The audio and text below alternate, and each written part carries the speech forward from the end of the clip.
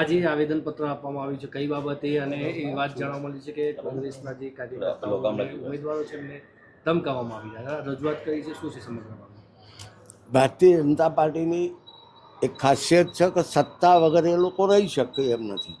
આ પંચાયતી રાજની ચૂંટણીમાં, લોકલ ચૂંટણીની અંદર પણ, નગરપાલિકાની અંદર અમારા ઉમેદવારોને જણાય તો ધમકી આપે છે, જરૂર જણાય તો બીજા સત્તાનો ઉપયોગ કરે છે, સરકારી તંત્રનો ઉપયોગ કરે છે. ને એથી પણ ન ચાલે તો એ નાણાંથી ખરીદીને પણ અમારા ઉમેદવારોને ખસેડી દેવાના, બિનહરીફ કરવાના પ્રયત્નો ચાલે છે. ત્યારે મીડિયાના માધ્યમથી અમે પ્રજાને એક સંદેશ આપવા માગીએ છીએ કે જ્યારે સરકારી નાણાં દ્વારા લૂંટ કરીને એ જ પૈસાથી તમારા ઉપર સત્તા જમાવવાવાળા ભારતીય જનતા પાર્ટીના શાસકો હિટલરને પણ શરમાવે એવા છે, ત્યારે આ નાણાંથી ખરીદી અને સત્તા મેળવવાનું જે ચાલે છે એને બંધ કરવું જોઈએ. અમારી માગણી છે કલેક્ટર સાહેબ અને આ પ્રશાસન સામે કે તમે આવા લોકોને રોકો અને જે નાણાંથી અમારા ઉમેદવારોને ખસેડવા માટેનો જે પ્રયત્ન છે એ બંધ કરવો જોઈએ.